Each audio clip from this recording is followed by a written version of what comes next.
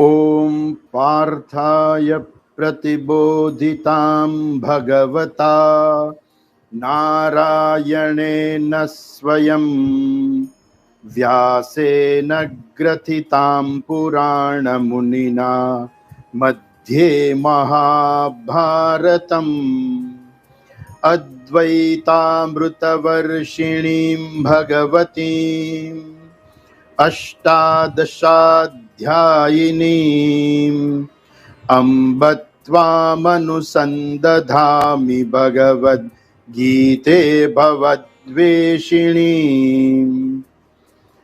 नमोऽस्तु ते व्यासविशालबुद्धे फुल्लारविन्दायतपत्रनेत्र येन त्वया भारततैलपूर्णः प्रज्वालितो ज्ञानमयः प्रदीपः प्रपन्नपारिजाताय स्तोत्रवेत्रैकपाणये ज्ञानमुद्राय कृष्णाय गीतामृतदुहे नमः। सर्वोपनिषदो गावः दोग्धा गोपालनन्दनः पार्थो वत्ससुतिर्भोक्ता दुग्धं गीतामृतं महत्। वसुदेवसुतं देवं कंसचाणूरमर्दनं देवकी परमानन्दं कृष्णं वन्दे जगद्गुरुम्। भीष्मद्रोणतटा जयद्रथजला गान्धारनीलोत्पला शल्यग्राहवती कृपेण वहनी कर्णेन वेलाकुला। अश्वत्थामविकर्णघोरमकरा दुर्योधनावर्तिनी सोत्तीर्णा खलु पाण्डवैरणनदी कैवर्तकः केशवः। पाराशर्यवचः सरोजममलं गीतार्थगन्धोत्कटं नानाख्यानककेसरं हरिकथा सम्बोधनाबोधितं। लोके सज्जनषट्पदैरहरः पेपीयमानं मुदा भूयात् भारतपङ्कजं कलिमल प्रध्वंसिनः श्रेयसे। मूकं करोति वाचालं पङ्गुं लङ्घयते गिरिं यत्कृपातमहं वन्दे परमानन्दमाधवम्। यं ब्रह्मा वरुणेन्द्ररुद्रमरुतः स्तुन्वन्ति दिव्यैस्तवैः वेदैः साङ्गपदक्रमोपनिषदैः गायन्ति यं सामगाः। ध्यानावस्थिततद्गतेन मनसा पश्यन्ति यं योगिनः यस्यान्तं न विदुःसुरासुरगणाः। देवाय तस्मै नमः, देवाय तस्मै नमः।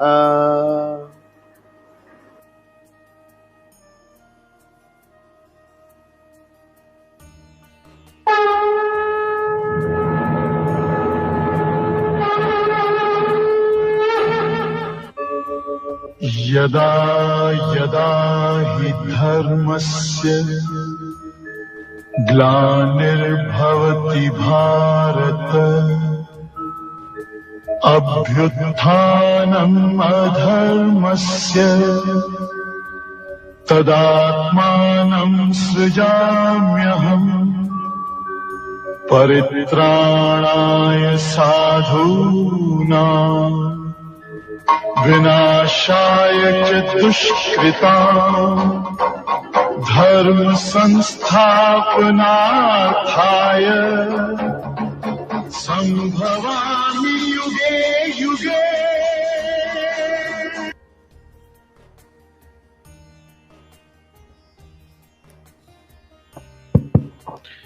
सबके भीतर रहे हुए परमात्मा को वंदन। धर्म संस्थापनार्थाय संभवामि युगे युगे। कितनी बार न जाने हमने अब तक ये श्लोक सुना है, कितनी बार हम पूरे भाव विभोर भी हुए हैं, लेकिन एक क्षण शायद ऐसी नहीं आई जिस भाव में हम अपना संपूर्ण दे दें। जीवन में कभी भी एक क्षण भी ऐसी आ गई तो वही क्षण परमात्मा के प्रकटीकरण के लिए पर्याप्त होगी। ये न तो कोई काव्यात्मक वाक्य है मैंने जो अभी कहा, और न ही कोई सोचे समझे बिना कहा हुआ वाक्य है। कोई एक ऐसी क्षण जिसमें हम पूर्ण रूप से डूब गए, तब हम पूर्ण रूप से जागृत हो जाएंगे। आज के विषय का हेडिंग मैंने रखा है भगवान का आगमन और भगवान की मदद। जिस प्रकार हम जिस श्लोक से आगे बढ़ रहे हैं, एक बार एक शिष्य भगवान को प्राप्त करने के लिए अपने गुरु के पास गया। गुरु से बहुत विनती की, मुझे भगवान का अनुभव चाहिए, मुझे भगवान का अनुभव चाहिए। शिष्य थोड़ा व्यवस्थित था, गुरु बात टाल रहे थे। शिष्य बार बार कह रहा था, गुरु ने कहा आओ भगवान की बात करते हैं, सत्संग करते हैं, कुछ संस्कृत के श्लोकों का पठन करते हैं, कुछ पूजा करते हैं। उससे पहले थोड़ा अपने आप को स्वच्छ कर ले, नदी में स्नान कर ले। दोनों गए नदी में स्नान करने के लिए। स्नान कर रहे थे, वो जो व्यक्ति था, शिष्य था, वो बहुत आनंदित था कि मुझे भगवान मिलेंगे, ऐसी कुछ बात गुरु करने वाले हैं। आनंदित होकर स्नान कर रहा था और उनके गुरुजी ने उनको अचानक से बोची में से पकड़कर नदी में डुबो दिया।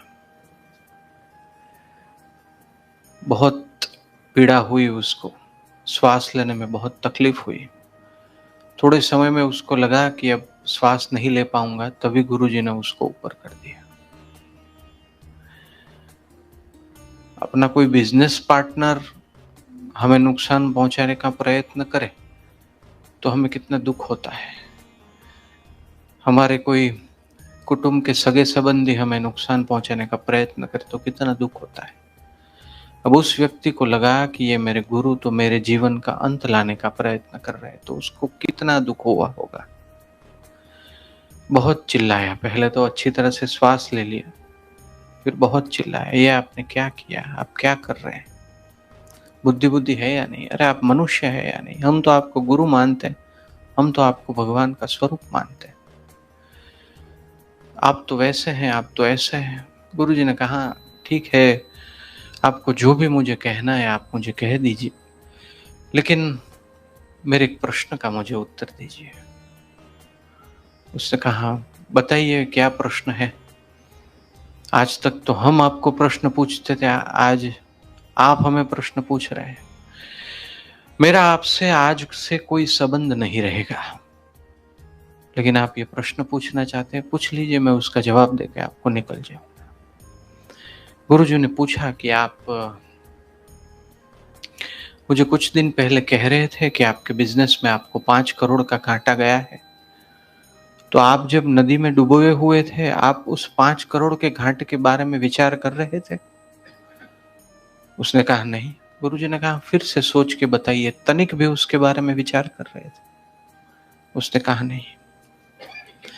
गुरुजी ने कहा कि आपके घर में एक बहुत बड़ा कोर्ट केस चल रहा है, कुछ 5-7 सालों से चल रहा है, आप उसके बारे में विचार कर रहे थे? उसने कहा नहीं, मैं कैसे विचार करता, बुद्धि है या नहीं आप में? गुरु के प्रति पूर्ण द्वेष और रोष निकल आया था, इसलिए कोई भी शब्द इस्तेमाल वो कर रहा था। गुरुजी ने कहा ठीक है, मुझे गालियां बाद में दे देना, अभी और एक प्रश्न है, कुछ तुम्हें 6 महीने बाद राष्ट्रपति अवार्ड मिलने वाला है, घोषणा होने ही वाली है, तुम उसके लिए प्रयत्न भी कर रहे थे कि तुम्हारी जो सारी प्रवृत्तियां है उसको सब लोग जाने, तो तुम उसके बारे में विचार कर रहे थे। उसने कहा आप क्यों नहीं समझ रहे, मेरा जीवन दांव पे था, मेरे श्वास दांव पे थे, तब मैं और कोई विचार नहीं कर रहा था। गुरुजी ने पूछा तो तुमने बहुत प्रयत्न किया होगा निर्विचार रहने के लिए। गुरुजी भी जबरदस्त आदमी थे, बहुत प्रयत्न किया होगा निर्विचार रहने के लिए। उसने कहा मैंने कोई प्रयत्न नहीं किया, अगर कोई व्यक्ति मरता हो तो उसको और क्या विचार आ सकता है, और मरते मरते अगर कुछ बचने की संभावना हो तो वो पूरा ध्यान उस बचने की संभावना पर ही देता है। गुरुजी ने माथे पे हाथ रखा और कहा दोस्त सॉरी, अगर तुम्हें पीड़ा हुई हो तो मिच्छामि दुक्कड़म। लेकिन जैसे तुम नदी में डुबोए हुए थे तब एक तान होकर सिर्फ और सिर्फ श्वास लेने का प्रयत्न कर रहे थे, अपने जीवन बचाने के लिए तुम आतुर थे, हर क्षण क्षण के भी अनंत में भाग में तुम आतुर थे। अगर वैसी ही आतुरता तुम्हें भगवान के लिए हो, उसमें और कोई विचार ना हो और कोई भाव ना हो, तो तुम्हें भगवान उसी क्षण मिल जाएंगे। और ये एकदम सही बात है। मैं न मंदिर मस्जिद में, मैं न काशी काबा में, मैं तो तेरे पास में, मैं तो तेरे पास में, मैं मिलता पल भर की तलाश में, मैं मिलता पल भर की तलाश में। कहत कबीर सुन भई साधो, मैं रहता हर श्वासों के श्वास में। सच बात यह है कि प्रभु पल भर की तलाश में मिलते हैं, लेकिन हम उस पल की तलाश कई पलों से कर रहे हैं। एक ऐसी पल आए जिसकी दूसरी पल में बस प्रभु ही हो और कुछ न हो। मैं सच कहता हूं कि जब व्यक्ति को आत्मज्ञान होता है, जब व्यक्ति को भगवान मिलते हैं, तब उसको लगता है कि ये तो एकदम नजदीक थे, मेरे शरीर से भी ज्यादा नजदीक थे। मैं जिस मन को मैं कह रहा हूं उस मन से भी ज्यादा नजदीक थे, एकदम नजदीक थे। अरे नजदीक शब्द भी बहुत दूर है, वो तो मैं और वो ओतप्रोत ही थे, और अनंत काल से ऐसा ही था, लेकिन उस क्षण तक पहुंचने में बहुत देर हो गई। ये जो हमारा स्वप्न चल रहा है अनादिकाल से, उस स्वप्न को तोड़ने के लिए आवश्यकता है ज्ञान की, और उसी ज्ञान के मार्ग पर हम चल रहे हैं। हम कितने भाग्यशाली हैं। आज मैं एक जगह कुछ खाने की चीज थी, तो मैं वहां रह के मेरे साथ जो मेरे विद्यार्थी हैं दोनों खाना खा रहे थे। ये जो म्यूजियम है गेटवे ऑफ इंडिया के पास जो म्यूजियम है, वहां पे एक पानीपुरी वाला था, वहां पे गए। मैंने उससे पूछा भाई पहले भी मैं आपसे मिला था, मुझे आप ये बताइए कि आप छुट्टी कब रखते हैं। उसने कहा साहब कोई छुट्टी नहीं रखता। मैंने कहा कोई इतवार का दिन या कोई दिन छुट्टी नहीं रखता। मैं सोच में पड़ गया, और ये मेरे साथ जो भाई है उनके साथ मैं चर्चा कर रहा था कि इनको कंटाला नहीं आता होगा, बोर नहीं होते होंगे, रोज एक काम, बस पैसों के पीछे दौड़ना। उसकी बहुत मजबूरी है, गरीब आदमी है। मैंने कल आपको एक बात बताई थी, हो सकता है दोनों तरफ पात्रता हो लेकिन कनेक्शन ना हो तो भी तकलीफ। मान लीजिए कि वो जो व्यक्ति था उसमें उसका मन निर्मल होगा, वो अच्छा आदमी होगा, लेकिन भगवान का नाम लेने के लिए, भगवान के बारे में सोचने के लिए, भगवान का ज्ञान स्मरण करने के लिए, भगवान का ज्ञान समझने के लिए उसके पास समय ही नहीं, और उसके पास समझ ही नहीं है कि मुझे ऐसा करना है। हम कितने भाग्यशाली हैं, हमारे पास ये सब है। हमने कल भगवान का आगमन तो कर दिया, लेकिन उसके बारे में हम ज्यादा सोचे, बहुत जरूरी है एकदम क्लियर हो जाए। हमारे मानस पटल की भूमि को इतना फलद्रुप बना दे, मन की भूमि को इतना फलद्रुप बना दे कि भगवान के नाम का एक ही बीज पड़े और मानो वो उग जाए। गुरु नानक के बारे में कहा जाता है कि वो किराने की दुकान पर कुछ वस्तु दे रहे थे, या ऐसा कोई प्रसंग था जहां पे वो गिनती कर रहे थे, 1 2 3 4 5 6 7 8 9 10 11 12 13। जैसे ही शब्द आया 13, वो एकदम भाव विभोर हो गए। हे प्रभु, ये सब तेरा, ये सब तेरा है, सब तेरा है, मैं भी तेरा, ये विश्व भी तेरा, ये वस्तु भी तेरी। 13 शब्द आया। तेरे में तो कोई आध्यात्मिक बात है नहीं, सिर्फ 13 शब्द आया, लेकिन उनकी मन की भूमि कितनी तैयार थी। उस भाव में वो अंदर उतर गए, प्रभु सब तेरा ही है, प्रभु सब तेरा ही है। तो उनको साक्षात्कार हो गया। अब हमने कहीं पे पढ़ा है कि भाई 1 से 13 गिनने से साक्षात्कार होता है? हमने ऐसा पढ़ा है कि ये मंत्र बार बार पढ़े तो साक्षात्कार होता है।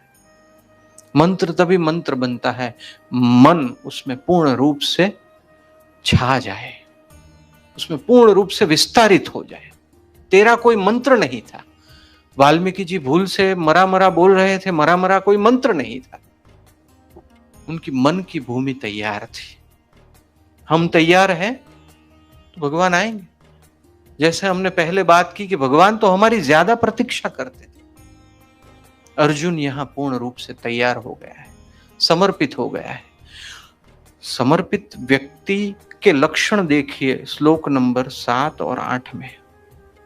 समर्पित व्यक्ति के लक्षण देखिए, हमने देखे ही है, वो श्लोक हमने बोले ही है। समर्पित व्यक्ति देखता है कि प्रभु मैं दोष से युक्त हूं, दोष से युक्त हूं, निज दोष दर्शन से निर्दोष, निज दोष दर्शन से निर्दोष। प्रभु मुझ में बहुत दोष है, मैं दोषों से भरा हुआ हूं। जब व्यक्ति को अपने दोष दिखाई देते हैं तभी वो बढ़िया साधक बन सकता है। हर क्षण उसको लगे मेरी ये भूल है, मेरी ये भूल है, मेरी ये भूल है। कुछ साधक तो अपने दोषों को देखने की ही साधना करते हैं कि मैं देखूं मुझ में क्या क्या भूल है। एक बार जनक राजा के दरबार में जनक राजा चर्चा कर रहे थे कि भगवान को प्राप्त करने के लिए हर कोई प्रयत्न कर सकता है, हम सब भगवान को प्राप्त कर सकते हैं, वगैरह वगैरह। तब एक दरबारी था, जनक राजा का स्वभाव अच्छा था। दरबारी बोला, महाराज आपकी आज्ञा हो तो कुछ बताऊं। जनक राजा ने कहा, बताइए। प्रभु हम तो गृहस्थ ही ठहरे, गृहस्थ में कितनी सारी चिंताएं होती है, आपको भी थोड़ा बहुत पता है। आपके तो आसपास बहुत सेवक हैं, आप ऐसी बात कर सकते हैं। हमें तो प्रभु बहुत दौड़ना पड़ता है, आप राजा है, आप कहते हैं, आपका बोल झिलना पड़ता है और हमें बहुत दौड़ना पड़ता है, ये हमारे बस की बात नहीं है। प्रभु लोगों की हमारे पास कितनी अपेक्षाएं होती हैं। गृहस्थाश्रम ने हमें जकड़ के रखा है। जनक राजा ने उनको बहुत समझाने का प्रयत्न किया, लेकिन वो व्यक्ति, हम अपनी मान्यता में जितने दृढ़ रहते हैं उतने परमात्मा में भी दृढ़ रहे तो भी परमात्मा मिल जाए। हम जन्मों से अपनी मान्यता में दृढ़ रहते हैं, नहीं नहीं मैं कहता हूं वही है, अब कोई भी मान्यता हो। ये व्यक्ति ने जनक राजा की बात को पकड़ लिया, नहीं नहीं नहीं राजा जी, गृहस्थाश्रम ने हमें पकड़ के रखा है। जनक राजा ने बहुत समझाने का प्रयत्न किया, नहीं समझे। फिर सभा पूरी हुई, लोगों ने देखा जनक राजा उठ नहीं रहे हैं, तो थोड़ी देर तो देखा, लेकिन फिर वो उठ नहीं रहे थे। तो लोगों ने पूछा, महाराज कोई और आज्ञा है क्या है? जनक राजा ऐसे ऐसे हिले, लेकिन उठ नहीं रहे थे, कुछ नहीं बोले। फिर से पूछा गया, महाराज थोड़े घबराते घबराते पूछा गया कि इनकी बातों में हमने ना बोला है तो इनको कुछ बुरा बुरा तो नहीं लग गया ना? जनक राजा ने कहा कि मुझे सिंहासन ने जकड़ रखा है, मैं उठ नहीं पा रहा। सब लोग विचार में पड़ गए। जनक राजा हिलने डुलने का प्रयत्न कर रहे हैं, एक्टिंग कर रहे हैं कि वो खड़े हो पाए, लेकिन ऐसा अभिनय कर रहे हैं कि वो नहीं खड़े हो पा रहे हैं। सबने कहा कि राजा जी हम आपको हाथ देते हैं, हम आपका मदद करते हैं। नहीं नहीं नहीं, मुझे सिंहासन ने जकड़ रखा है, मैं खड़ा नहीं हो पाऊंगा, ये असंभव है, बहुत जकड़ के रखा है, आप देख रहे हैं मैं कब से प्रयत्न कर रहा हूं। फिर वो ही व्यक्ति बोला जो कह रहा था मुझे गृहस्थाश्रम ने जकड़ के रखा है। उस व्यक्ति ने कहा कि राजा जी आपकी भूल है, सिंहासन किसी को जकड़ के नहीं रखता, आप ही उस पर आरामदायक पोजीशन से बैठे हुए हैं, आप खड़े हो जाइए, देखिए सहज है खड़ा होना। जनक राजा खड़े हो गए। अरे आपकी बात में तो दम है, पर महाशय मैं यही कहना चाहता था, जैसे मुझे सिंहासन ने नहीं जकड़ रखा, मैंने सिंहासन को जकड़ रखा था, वैसे ही महाशय आपने गृहस्थाश्रम को जकड़ रखा है, गृहस्थाश्रम ने आपको जकड़ के नहीं रखा है। बहुत बहुत जरूरी है कि हम ये समझे, पूर्ण रूप से समझे कि हम दोषों से युक्त हैं, हम जो गुनाहों से युक्त है, कर्म बंधन में अपने आप को स्वयं बांध के रखते हैं, उसके कारण ही हम भगवान को प्राप्त नहीं कर पा रहे हैं। भगवान हमें प्राप्त है, जब साक्षात्कार होगा तब जो होगा वो दिखेगा। जब साक्षात्कार होगा तब जो होगा वो दिखेगा। हम स्वप्न में से जब उठते हैं तो दिखता क्या है? स्वप्न में से उठते हैं तो दिखता क्या है?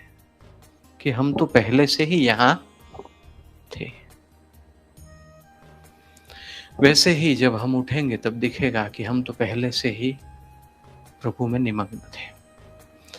श्रद्धा उसके लिए बरकरार होनी चाहिए। जीवन की परीक्षा में हम उतने ही दृढ़ होने चाहिए।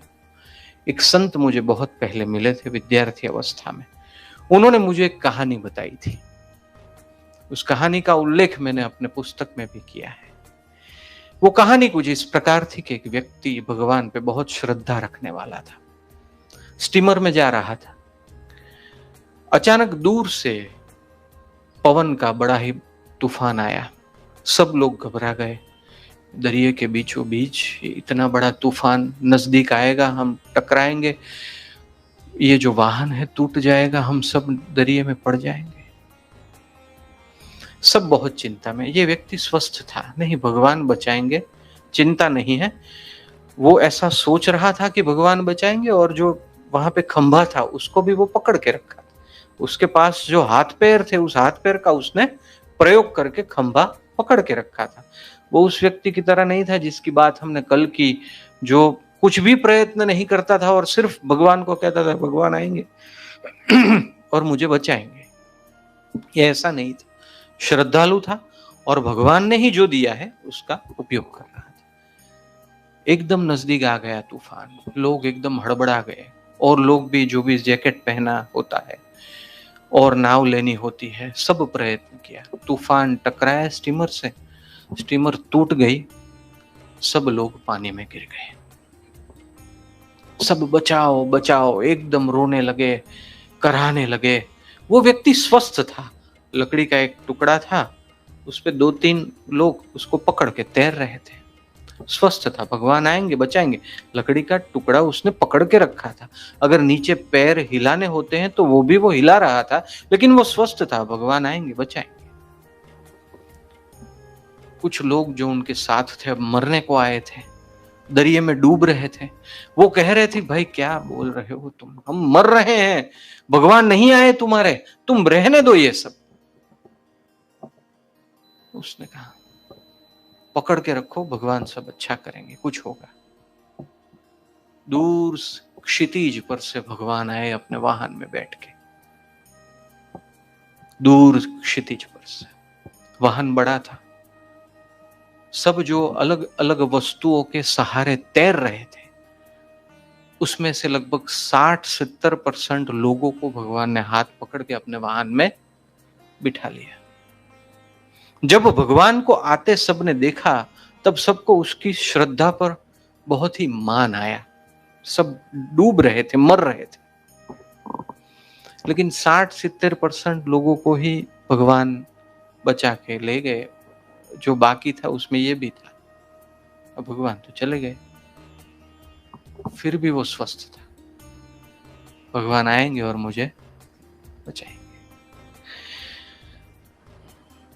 फिर भगवान आए, वो सब जो बाकी थे वो सब लोग बहुत खुश हो गए। भगवान आए, सबको एक एक करके भगवान ने उठाया, सबको, अब कोई बाकी नहीं रहा, लेकिन उसको नहीं उठाया। भगवान और सबको लेके चले गए, सबको लेके चले गए।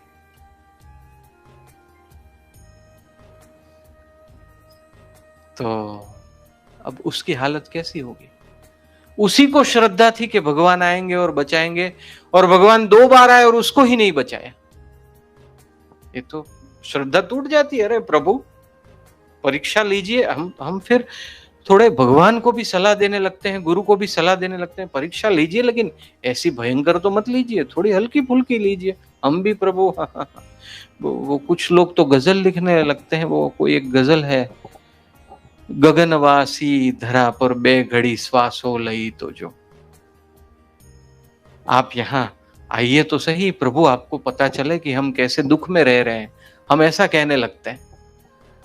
अरे भाई, हम ही अपने कारण ही यहाँ पे है। तो वो व्यक्ति फिर भी स्वस्थ था। वो एक लकड़ी के सहारे तैर रहा था कि नहीं, भगवान सब ठीक करेंगे, भगवान सब ठीक करेंगे। भगवान फिर से आए, वो खुश हो गया, भगवान आए हैं। लकड़ी थी वो भी टूट गई थी, तैर रहा था। भगवान ने ऐसे हाथ किया, उसने अपना हाथ लंबाया, भगवान ने लकड़ी खींच ली और चले गए। भगवान ने लकड़ी खींच ली और चले गए। उस संत ने मुझे बताया था, मुझे हर हमेशा अपने हृदय में वो याद रह गया। उस संत ने मुझे बताया था कि ऐसा हो व्यक्ति के साथ, किसी व्यक्ति के साथ, भगवान के भक्त के साथ, साधक के साथ, ऐसी व्यक्ति के साथ जो हुआ, तब भी उसकी श्रद्धा न डगे, भगवान उसके गुलाम हो जाएंगे। तब भी अगर उसकी श्रद्धा न डिगे, भगवान उसके गुलाम हो जाएंगे। मैं बार बार उसको याद करता हूं। हमारे लिए तो ये बहुत कठिन बात है। भगवान परीक्षा मत लेना, अभी तैयारी नहीं की है, गोख्यू नहीं आ बधु। लेकिन उस संत ने कहा, इतनी श्रद्धा दृढ़ हो तो भगवान आपके गुलाम बन जाएंगे। अर्जुन ने अपने जीवन में भले ही श्री कृष्ण को मित्र माना, श्री कृष्ण की पूर्ण प्रतिभा से वो परिचित नहीं था, लेकिन जितनी भी उसकी बुद्धि, समझ, विवेक, हर समय उसका प्रयोग करके श्री कृष्ण की आज्ञा में रहने का प्रयत्न किया। जहां जहां वो क्रोध से उठ खड़ा होता था, भगवान कहते थे, अर्जुन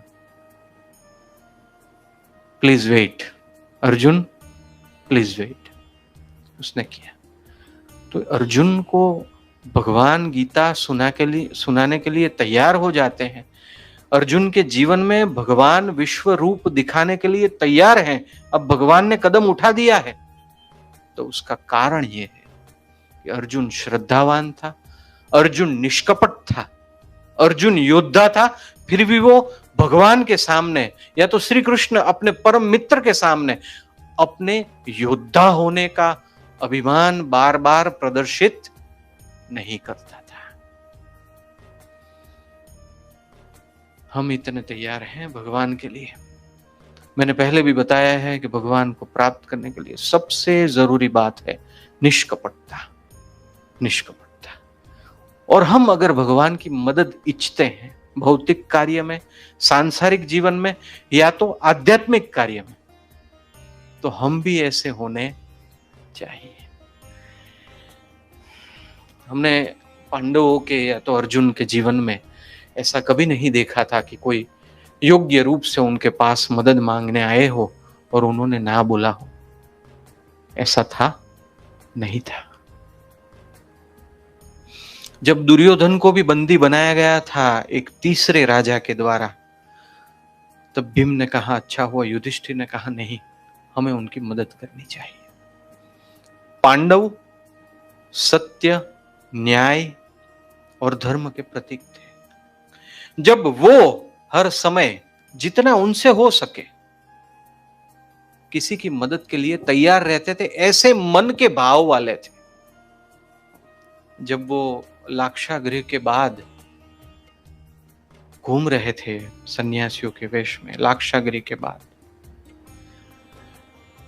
तब वो जब एक राक्षस का प्रसंग आया कि राक्षस गांव में से कुछ समयांतर एक व्यक्ति को उठा ले जाता है और उसको खा जाता है, तो कुंती माता की आज्ञा से भीम स्वयं गए कि भले ही मुझे खा जाए, मैं जाऊंगा। तो जो लोग दूसरों के सुख के लिए प्रयत्नशील रहते हैं, अगर वो समाज में रहते हैं, अगर वो भले ही कुटिया में भी रहते हैं, लेकिन जीव के दुख को दूर करने की भावना रखते हैं, भगवान उसको मिलते हैं, भगवान उसको मिलते हैं। आज ये बात मुझे कहने का मन हुआ। मैंने ये बात जो मैं कह रहा हूं, मैं खास तौर पे सोच के आया था कि मैं पहले बात बताऊंगा। मैं आज एक जगह जा रहा था, एक लाइब्रेरी में जा रहा था, तो थोड़ी जल्दी थी, लगभग 4 सवा 4 हो गए थे, 5 बजे यहाँ वापस आना था।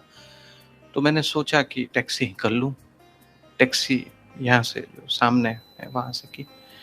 वो टैक्सी वाले भाई साहब ने पूछा कि नज़दीक है या दूर है, मुझे यहाँ पे रहना है। मैंने कहा एकदम नज़दीक है, हमें थोड़ा जल्दी है, तो आप 5 मिनट में हमें वहाँ रख के आ जाएंगे या तो 10 मिनट में आ जाएंगे, ज़्यादा। वो टैक्सी वाले भाई ने कहा साहब मेरी पत्नी को ब्रेन हेमरेज हो गया है, इसलिए मैं यहाँ पे खड़ा हूँ, और मुझे गांव जाना है और पैसों की ज़रूरत है, और मैं इसलिए खड़ा था कि यहाँ मुझे पैसे मिलने वाले थे। तो मैंने कहा ठीक है, आप तुरंत, वो तुरंत ही वहाँ पहुँच गए। मैंने कहा आपके लड़के हैं? तो नहीं 2 लड़के हैं। मैंने कहा क्या हुआ? कोई बात नहीं, हो जाएगा सब। तो कि मैं इंटरनेट पे यही देख रहा था कि ब्रेन हेमरेज ठीक होता है नहीं। मैंने कहा सब ठीक होता है, सब कुछ ठीक होता है।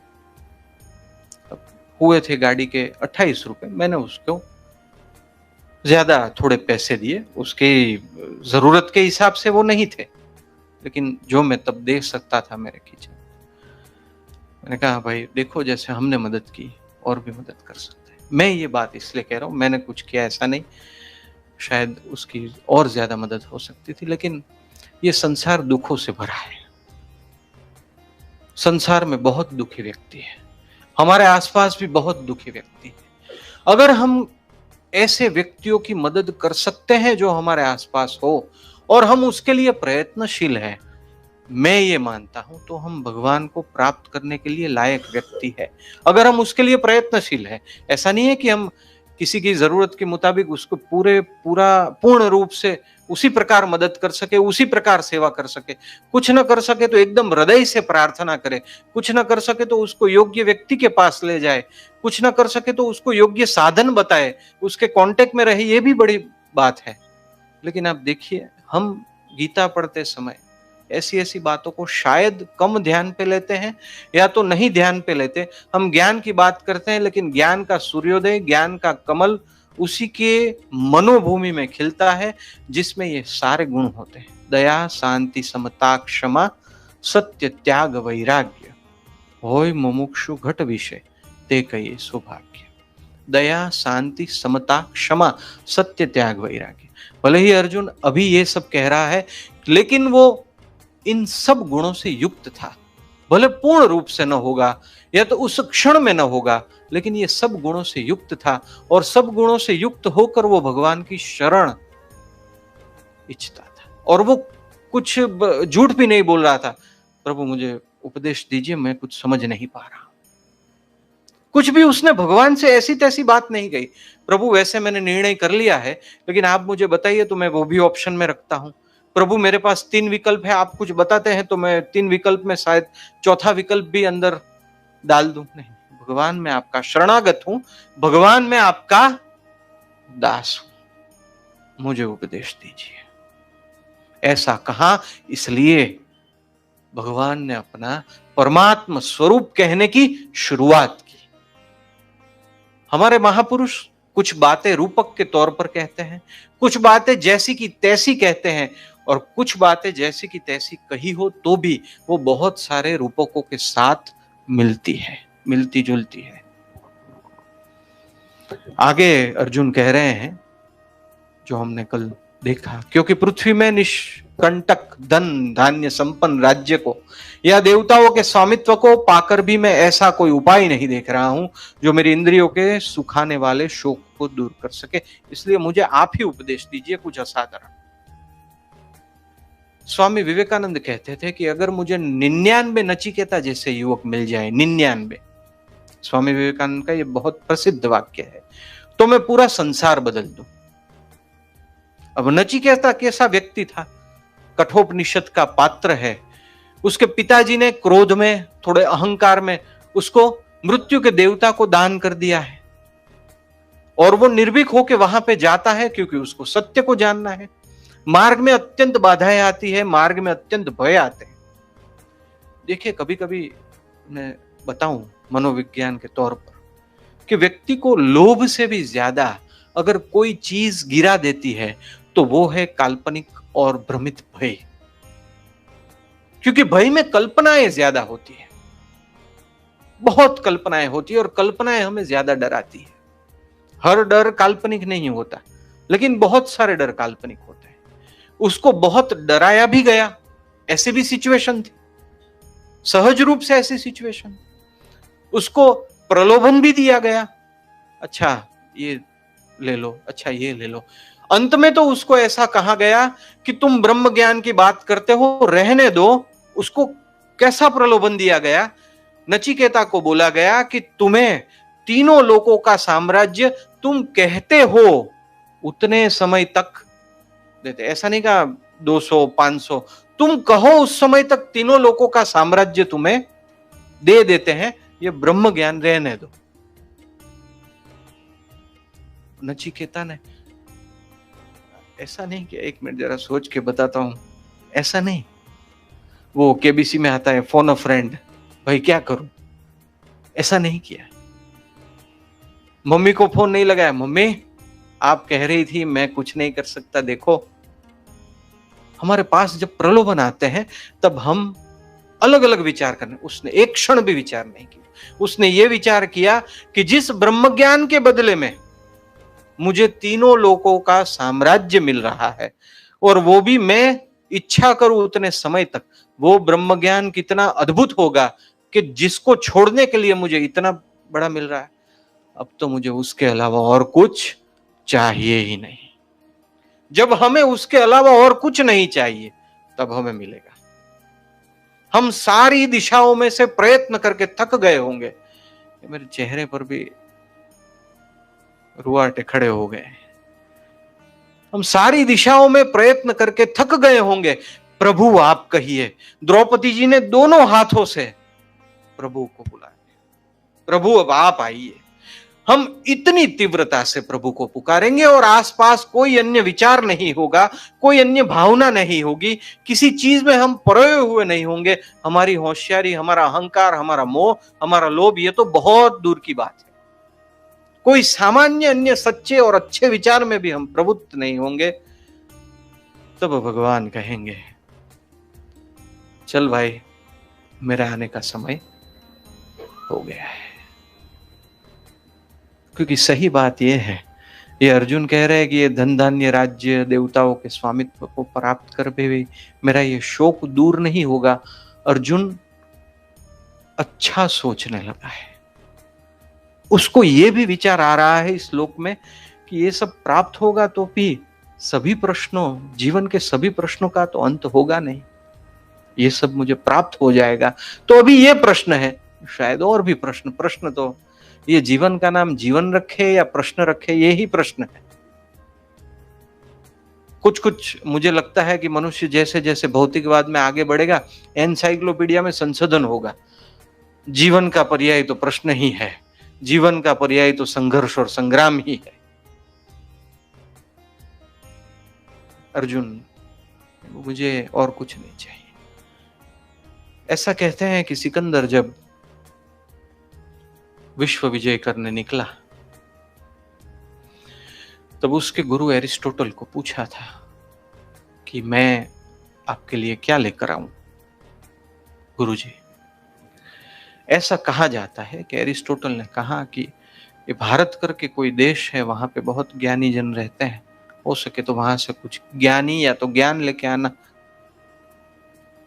और जब वो भारत आया, भारत से लगभग हारा थाका हुआ वापस जाने ही वाला था, तब उसको पता चला कि कोई एक बहुत अद्भुत महात्मा जो लगभग लगभग दिगंबर अवस्था में रहते हैं वो कहीं पे है।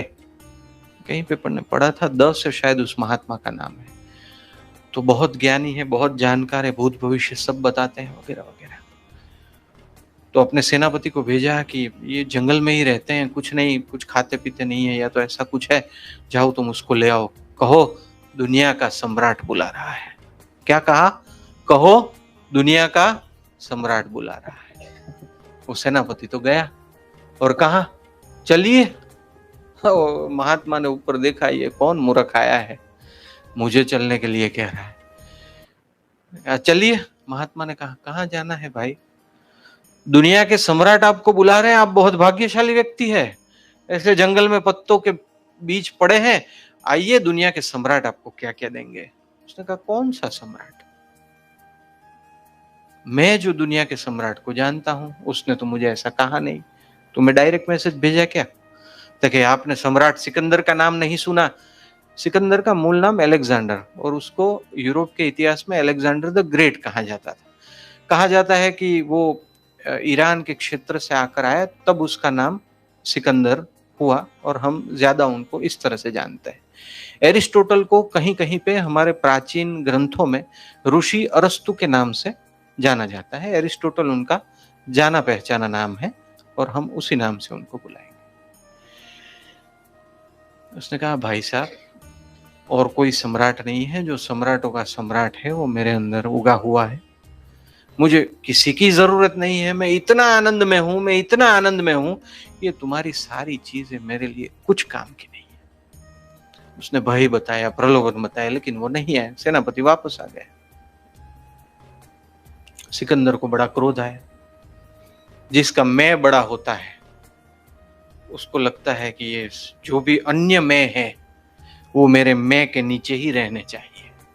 जिसका मैं बड़ा होता है उसको लगता है ये जो अन्य मैं है दुनिया के या तो मेरे आसपास के, ये सब मैं मेरे नीचे ही रहने चाहिए। उसको भी ऐसा था, मैं सिकंदर मस्त कलंदर है? तब वो अमिताभ बच्चन का गाना नहीं आया था, नहीं तो वो भी गाता है, वो मुकद्दर का सिकंदर जाने मन कहलाता है। तो वो गया, जाके तुरंत कहा मैं सम्राट, मैंने आपको बुलाया, आप आए नहीं, आप नहीं कहा होगा, तुम कहा होगा, चलो। नहीं भाई मुझे नहीं आना है, मैं यहाँ पे हूँ, भगवान के आनंद में हूँ। तुरंत ही तलवार निकाली, मार दूंगा, नष्ट हो जाओगे, वो भी तड़पा के मारूंगा। बहुत तेजस्वी आंखों से, निश्चल मन से और कोई भी प्रकार के भयगम्य रिएक्शन के बगैर उस संत ने बोला मुझे कोई नहीं मार सकता भाई, मैं अमर हूं, और तुम्हारे जैसे अनेक आए अनेक गए, लेकिन वो जहां से आते हैं मैं उसके साथ मिला हुआ। सिकंदर झुक गया कि अरे इसके पास तो जो संपत्ति है वो बहुत बड़ी है, ये इसके लिए मेरे पास शब्द नहीं है। ऐसी संपत्ति अर्जुन मांग रहे थे। अब आगे बोलते हैं संजय। एव मुक्त्वा ऋषिकेशम गुडाकेश परंतप न योत्स्य इति गोविंद मुक्त्वा तुष्णिम बभूव। संजय बोले हे शत्रुतापन धृतराष्ट्र, निद्रा विजयी अर्जुन अंतर्यामी भगवान श्री कृष्ण से इस प्रकार कह चुकने के बाद साफ साफ यह कहकर कि मैं युद्ध नहीं करूंगा, चुप हो गए। अब इसमें सब तो ऊपर आ गया है, लेकिन ये जो लास्ट का सेंटेंस है ये बहुत है। चुप हो गए। ये चुप हो जाना बहुत जरूरी है। हम चुप ही नहीं होते, या तो बाहर से बोल बोल करते हैं या अंदर से बोल बोल करते हैं। एक प्रसंग महाभारत का, वेद व्यास जी ने महाभारत लिखवाया गणेश जी के पास। ऐसा कहते हैं कि वेद व्यास जी ने पूरा लिखवाने के बाद गणेश जी से पूछा कि आप तो कुछ बोले ही नहीं और आप निरंतर लिखते रहे, आपने कुछ कहा ही नहीं। तब गणेश जी कहते हैं कि इतना अद्भुत और बड़ा कार्य हो रहा था, मैं उसमें विक्षेप कोई भी प्रकार से आए ऐसा नहीं सोचता। कुछ बोलने की आवश्यकता ही नहीं थी, ज्ञान की धारा चल रही थी, मैं लिख रहा था। चुप होना बहुत आवश्यक है। बहुत पहले मैंने एक बात पढ़ी थी, एक संत महिला थी, आत्मज्ञानी थी, अब तो मुझे उनका नाम याद नहीं है, उनके बारे में लेख था। उन्होंने एक पुस्तक प्रसिद्ध की, बहुत असाधारण पुस्तक थी। अगर वो पुस्तक समझ में आया तो सबको आत्मज्ञान हो जाए। एक व्यक्ति ने वो पुस्तक उठाई, सारे पन्ने खाली, कुछ नहीं लिखा था। संत महिला ने वो पुस्तक प्रसिद्ध की, उसके सारे पन्ने खाली थे और वो सबको यही उपदेश देती थी, आप चुप हो जाइए, आप चुप हो जाइए। बाहर से ज्ञान लेने के लिए भी ये जरूरी है कि हम बाहर से चुप हो जाए, और ज्ञान भीतर योग्य रूप से योग्य जगह लग जाए, उसके लिए भी जरूरी है कि हम चुप हो जाए। एक बढ़िया लेख था, उसका हेडिंग था, भगवान ने घोंघाट गमतो नहीं। कबीर जी की एक पंक्ति थी, उसका अर्थ था कि भगवान तो ये जो चींटी होती है उसके पैर में घुंघरू बांध दो तो उसकी आवाज भी सुनता है, लेकिन हमने आसपास बहुत आवाज करके रखी। जैसे ही व्यक्ति पूर्ण रूप से चुप हो जाता है, उसको भगवान मिल जाते हैं। चुप होना है। अब हम कहे सारा अहंकार वो डाल दे तब भगवान मिलते हैं, ये भी सही है। हम कहे सारी इच्छाएं डाल दे तब भगवान मिलते हैं, ये भी सही है। हम कहे भक्ति में संपूर्ण समर्पित हो जाए तब भगवान मिलते हैं, ये भी सही है। हम कहे चुप हो जाए तब भगवान मिलते हैं, ये भी सही है। एक ही बात के अलग अलग पर्यायवाची, परिस्थिति जन्य पर्यायवाची शब्द है। मैं शब्द प्रयोग करता हूं, परिस्थिति जन्य पर्यायवाची शब्द है। लेकिन हम ग्रहण करें। एक मेरा इंटरव्यू था अभी एक संस्था में, तो वो मैंने इंटरव्यू मेरे दोस्त को भेजा, तो उसने पूरा इंटरव्यू YouTube पे सुना। जी हाँ जी। फिर मैंने कहा, क्या तुमने क्या ग्रहण किया उसमें से, बोलो। उसका हेडिंग था, भारतीय संस्कृति तरफ पाछा वळीए। उसने कहा, मैंने एकदम एक साथ कोई भी स्टॉप लिए बिना पूरा आपका इंटरव्यू सुना, बहुत मजा आया। मैंने कहा, क्या भाई तुमने प्राप्त किया? मैं देख रहा था आप कितना अच्छा बोलते हैं। ये देखने के लिए नहीं था कि मैं कितना अच्छा बोलता हूं, ये देखने के लिए था कि इसमें तत्व क्या है। हम भगवान को भी अगर देख लें तो भी हमारे पास भगवान को फिर से न मिले इनले के लिए, इसके लिए इतने विचार उपयुक्त हैं कि भगवान भी सोच में पड़ जाए कि इतने विकल्प तो मैंने भी नहीं सोचे थे। वो मेरा मित्र अच्छा आध्यात्मिक व्यक्ति है और अच्छा पुरुषार्थ कर रहा है, लेकिन उसने मुझे ये कहा कि मैं ये देख रहा था कि आप कितना अच्छा बोलते हैं। मैंने कहा बस इतना ही देखा? फिर उसने मुझे एक्सप्लेन किया, नहीं मैंने और भी देखा सुना, मैं ये सीखा। लेकिन सबसे पहली बात जो व्यक्ति बताता है ना, वो उसके मन में मूल रूप से अंकित होती है। तो हम स्कैटर्ड ना हो जाए, पूरे चुप हो जाए। एक व्यक्ति सत्य की शोध में गया एक जैन साधु के पास। जैन संप्रदाय बौद्धों का एक संप्रदाय है, वो जापान से आया है। जैन का अर्थ ध्यान होता है, जापान में उद्भवित हुआ है, ऐसा कहा जाता है। वो जैन साधु पर्वत पे रहते थे, बहुत दौड़ के वो गया, उसको सत्य की बहुत लगनी थी, तत्परता थी, बहुत तत्परता आवश्यक है। तत्परता थी। वो जाके मिला, एकदम उसके श्वास फूल गए थे। साधु ने कहा बैठो भाई बैठो, वो मैं आपके पास सत्य लेने आया हूं, मैं ये मानता हूं कि ब्रह्म तो एक है, लेकिन फिर उसने ऐसा कहा है कि ब्रह्म के दो रूप है, लेकिन वो रामानुजाचार्य ने ऐसा कहा है, लेकिन शंकराचार्य जी ने ऐसा कहा है। लेकिन मैं आपको बात बताऊं, मैंने आज से 30 साल पहले वो जो प्रवचन सुना था उसमें मैंने ऐसा सुना था, लेकिन मैं जो मेरे साथ पुस्तक लाया हूं, लेकिन उसके 10वें पन्ने के दूसरे अध्याय में ऐसा लिखा है। और फिर भी मैं आपको एक बात बताऊं, जैन साधु ने कहा भाई आप बहुत थके हुए हैं, चलिए पहले चाय पीते हैं। उस संप्रदाय में चाय पीने का एक आध्यात्मिक रिवाज है। तो चाय बना ली और जैन साधु परोस रहे थे। वो उनका तो बोलना चालू ही था। आपको पता है भगवान ने उस अध्याय में कहा, मैं थोड़ी काल्पनिक बात कर रहा हूं, आपको पता है कि भगवान ने उस अध्याय में कहा है ममैवांशो जीवलोके जीवभूत सनातन। अगर मैं उसका स्वरूप हूं तो मुझे ही क्यों ज्ञात नहीं है कि मैं उसका स्वरूप हूं? ये भगवान ने कहा है या वेद व्यास जी ने कहा, क्या सत्य है? वो सत्य पूछ रहा था या कह रहा था, ये स्पष्ट नहीं हो पा रहा था। वो सत्य जानने गया था, वो सत्य पूछ रहा था या कह रहा था, वो स्पष्ट नहीं हो पा रहा था। तो जैन साधु वो चाय पिरोस रहे थे कप में, और कप तो कप का भर चुका था, लेकिन वो चाय डाल ही रहे थे। चाय बोलते हैं हिंदी में, मैं चा चा कह रहा हूं।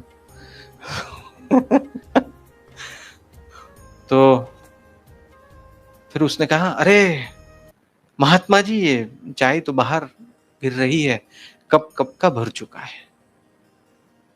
महात्मा जी ने कहा क्या बात है, लेकिन नहीं नहीं, ये जो भी आप डाल रहे हैं सब बाहर निकल रहा है, अंदर नहीं जा रहा है, कप तो कप का भर चुका है। महात्मा जी ने, नहीं ये मैं दूसरी गर्म चाय लाया हूं इसलिए डाल रहा हूं। महात्मा जी आप इतने बड़े व्यक्ति, सब आपको मानते हैं, और आप कह रहे मैं दूसरी चाय लाया, कप कप का भर चुका है, इसमें और कुछ नहीं जाएगा। आप गर्म चाय लाए तो पहले कप खाली कीजिए फिर डालिए। महात्मा जी ने कहा तुम भी ऐसा करो ना यार, तुम भी ऐसा करो, थोड़े खाली हो, थोड़े तो खाली हो। ये भर भर के मेरे ऐसा मानना है, मेरा ऐसा मानना है। हम कहे, प्रश्न पूछे, शंका करे, उसमें कोई हर्ज नहीं है, उसमें कोई हर्ज नहीं है। लेकिन अगर हम जहां पे सत्य ढूंढने जाते हैं, वहां पे जो परिस्थिति में हमें अपने आप को बाहर से और मन से ढालना है, वैसे हम ऐसा करके ही बैठे। महात्मा ने तब वो समझा, हाँ हाँ हाँ ठीक है ठीक है। लेकिन महात्मा जी वो 8वें श्लोक में महात्मा ने कहा हम कल मिलते हैं, तुम थोड़ा और अभ्यास करके आओ। इसमें इतनी गलती भी नहीं है, लेकिन ये जरूरी है कि जब हम ज्ञान लेते हैं तो हम थोड़ा नए तरीकों को जानने के लिए तैयार भी हो। मैं संपूर्ण रूप से ऐसा नहीं कहूंगा कि हमारा मन खाली करे। अब मन हम संपूर्ण रूप से न भी खाली कर पाए, लेकिन हमारा अहंकार, हमारी सब भावनाएं और सब जो कहते हैं कि मान्यताएं, ये मान्यता ने सबसे ज्यादा नुकसान किया। मैं ये मानता हूं साधक होने के बाद अच्छी मान्यता है। जब हम आगे बढ़ते हैं, सर्वोच्च पद के लिए आगे बढ़ते हैं, तब मान्यताएं निकालना बहुत जरूरी है। मुश्किल भी है, जरूरी भी है। तब फिर जब आप भगवान को समर्पित होकर जाएंगे, भगवान आपको अलग अलग तरह मदद करेंगे। ये भगवान संजय बोले, अर्जुन ऐसा ऐसा करते हैं, साफ साफ कहते हैं मैं युद्ध नहीं करूंगा, और फिर अर्जुन चुप हो गए। हे भारत, इस तरह दोनों सेनाओं के बीच में शोक करते हुए उस अर्जुन से भगवान श्री कृष्ण मुस्कुराकर यह वचन कहने लगे। मुझे नहीं पढ़ना था, लेकिन मैं इसकी बात करना चाहता हूं। भगवान मुस्कुराकर यह वचन कहने लगे। भगवान क्रोधित नहीं हुए। अरे ये अर्जुन, मैं भी द्वारका से यहां आया, इसकी इतनी मदद की। भगवान मुस्कुरा कर बोले, भगवान को तो सब पता होगा कि ये कहने वाला है, अद्भुत ज्ञान उसको मिलने वाला है, और ये जो ज्ञान मिलेगा वो हजारों साल बाद, 5000 साल बाद प्रेमपुरी में भी उसकी हर रोज चर्चा होती होगी। भगवान जब गीता कह रहे होंगे तब उनको तो ये भी ज्ञान होगा कि कहां कहां उसकी चर्चा होने वाली है। भगवान तो भगवान है। आज का जो मैंने कहा कि आज के प्रवचन का हेडिंग है भगवान का आगमन, लगभग हो चुका है, और भगवान की मदद। तो भगवान की मदद, ये भगवान मुस्कुराकर बोले, यानी भगवान ने अर्जुन की और मदद करना। भगवान तो ऑलरेडी उनकी मदद में थे ही, सारथी बारथी बन चुके थे, भगवान तो संपूर्ण रूप से उनके मदद में थे, लेकिन और मदद करना चालू कर दिया भगवान ने। चलो और एक मदद।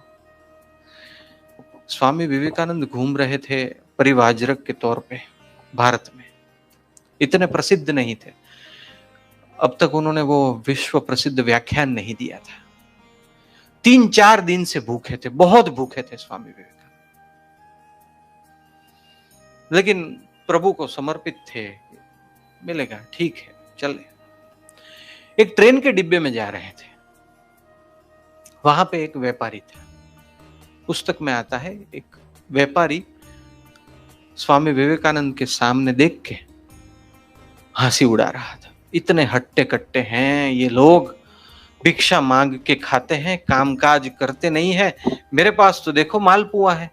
और स्वामी जी को बराबर चिढ़ाने का प्रयत्न कर रहा था, और वो देखते हैं वैसे खा रहा था और उनको चिढ़ाने का बराबर प्रयत्न कर रहा था। स्वामी जी तो कुछ नहीं बोलते थे। तभी एक जगह गाड़ी खड़ी रही और एक व्यक्ति स्वामी जी को ढूंढते हुए आया, ये सत्य घटना है, और उसने स्वामी जी के सामने अच्छा खासा खाना रखा। ये आपके लिए है स्वामी जी। स्वामी जी ने कहा भाई आपकी भूल हुई होगी, आप और कोई के लिए लाए होंगे, मैं आपको नहीं पहचानता, आप भी मुझे नहीं पहचानते, कोई आपको लगा होगा और कोई सन्यासी हो, आप ही के लिए मैं लाया हूं। वो व्यापारी देख रहा था, स्वामी जी की बहुत उड़ाई उसने, वो व्यापारी देख रहा था। स्वामी जी ने कहा आपकी सचमुच भूल हुई है, मैंने नहीं मंगवाया, मैं आपको जानता भी नहीं हूं और आप भी मुझे नहीं जानते। उस व्यक्ति ने कहा मैं दोपहर को अपनी दुकान थोड़ी सी बंद करके सो रहा था। वो व्यक्ति राजकोट का नहीं था, फिर भी वो दोपहर को सो रहा था। वो राजकोट के लिए जोक आता है ना। मैं थोड़ा जैसे ही मैं सोया, मुझे स्वप्न में भगवान आए, मेरे इष्ट देव आए और आपका चेहरा बताया और कहा ये मेरा भक्त है, भूखा है, यहां मिलेगा, जाओ उसको खाना दो, इसलिए मैं आया हूं। ये फिर से चेहरे के खड़े हो गए। दाढ़ी करके आया हूं तो भी फिर भी है, मुझे लगता है वो रेजर बदलना पड़ेगा। स्वामी जी तो भाव विभोर हो गए भगवान, और वो व्यापारी माफी मांगने लगा, प्रभु गलती हो गई। व्यापारी को अचानक लगा जिसका ध्यान स्वयं प्रभु रखे उसके साथ दुश्मनावट अच्छी नहीं है। जिसके पक्ष में श्री कृष्ण खड़े हो, ये महाभारत में सीरियल में भी आता है, दुर्योधन हंसते हंसते शकुनी जी के पास आता है। आज तो जोरदार घटना हुई। शकुनी ने कहा क्या हुआ मेरे बच्चे, मेरे भांजे, ऐसा। दुर्योधन ने कहा कि अर्जुन तो मूर्ख निकला, वासुदेव को मांग लिया, मैंने पूरी नारायणी सेना मांग ली। शकुनी ने कहा अरे मूर्ख, ये अकेला वासुदेव विश्व की किसी भी सेना के सामने भारी है, बड़ी मूर्खाई करके आए हो।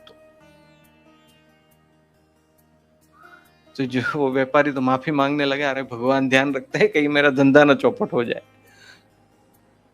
दूसरा एक ऐसा ही प्रसंग, सत्य घटना, एक स्वामी मुक्तानंद यहाँ गणेशपुरी स्वामी नित्यानंद के शिष्य, 30-35 वर्ष उन्होंने साधना की, बहुत लंबे समय तक साधना की। उनके जीवन का एक प्रसंग है। एक बार कहीं से जा रहे थे, भूखे थे, तो एक सन्यासी ने या तो किसी व्यक्ति ने, मुझे एग्जैक्ट याद नहीं, उनको खाना दिया।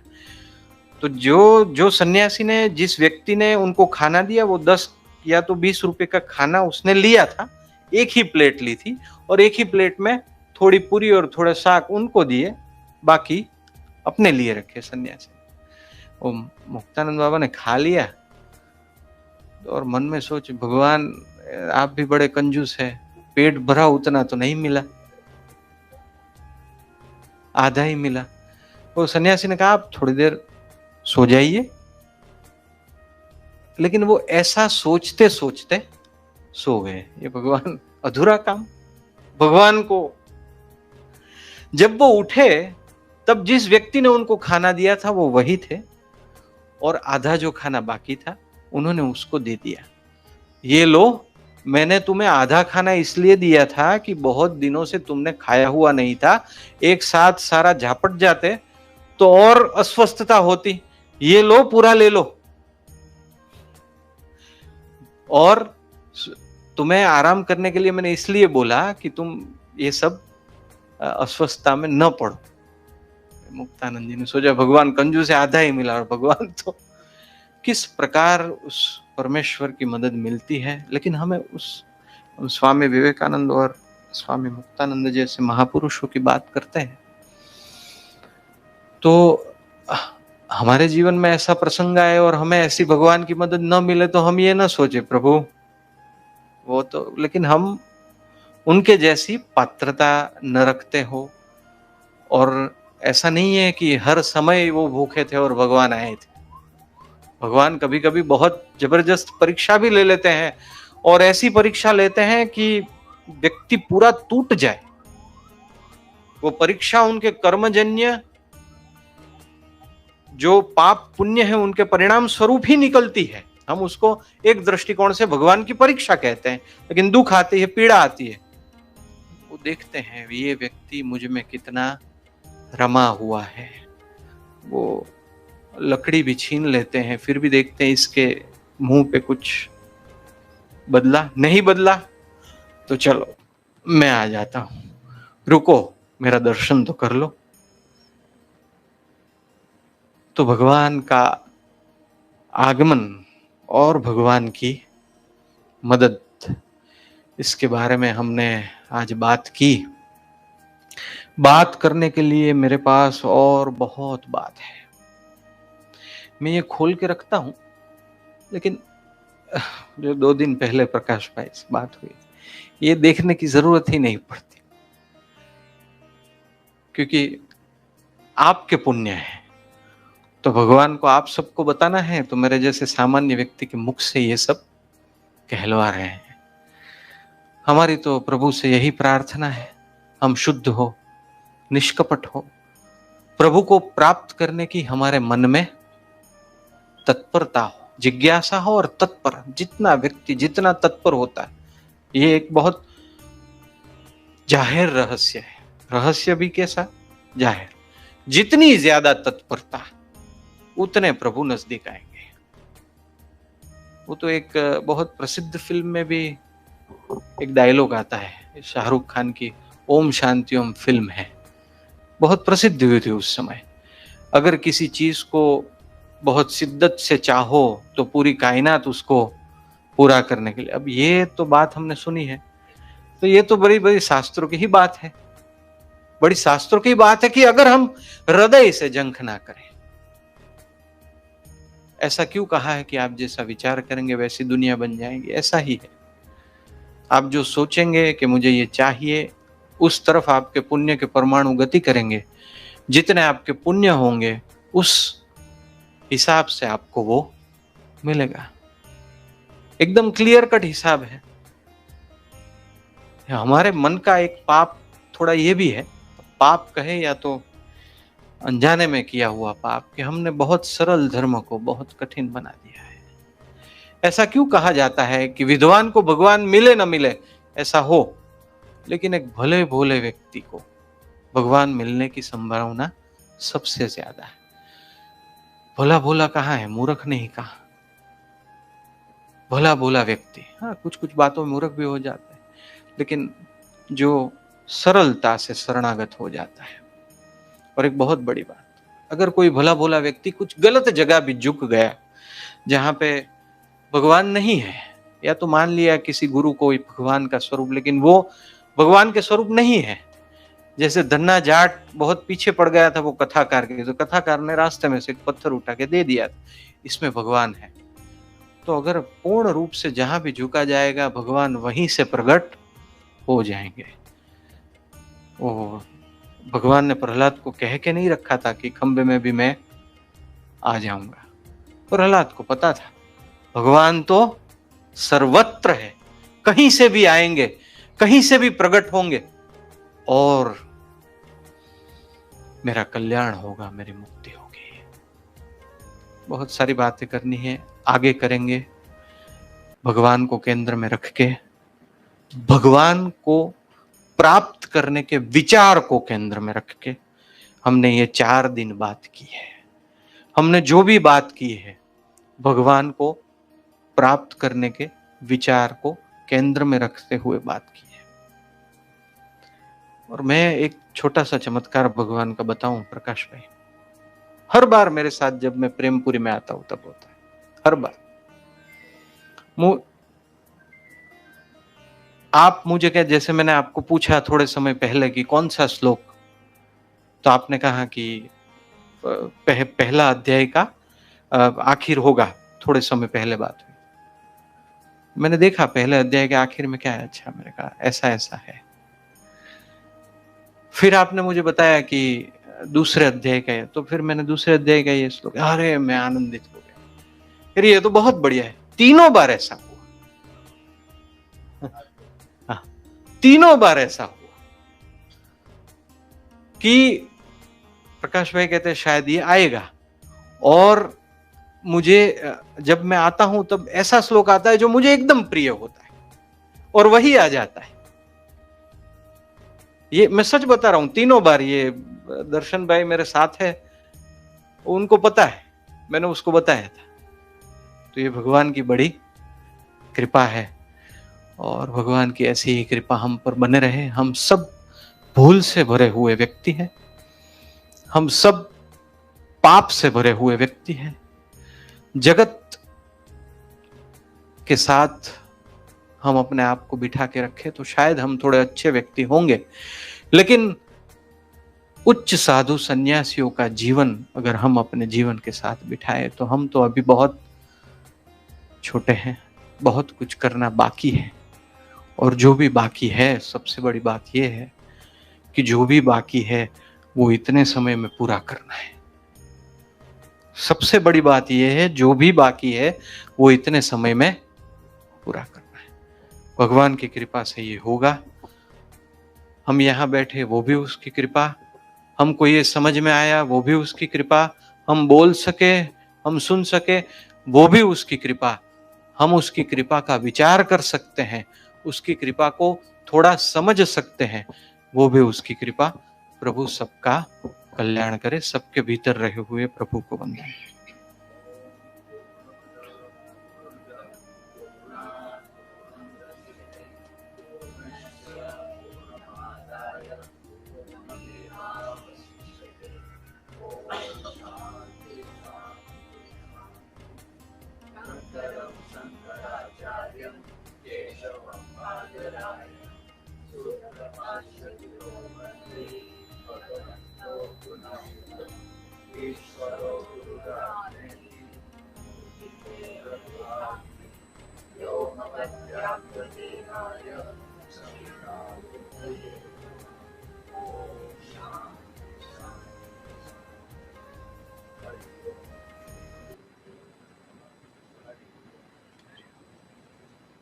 जुड़िए हमारे साथ एक ऐसी यात्रा में जहां कठिन लगने वाले आध्यात्म की सरल समझ के द्वारा सबके जीवन के प्रश्नों का हल मिलता है। हमारे चैनल को सब्सक्राइब करें और बेल आइकन दबाएं।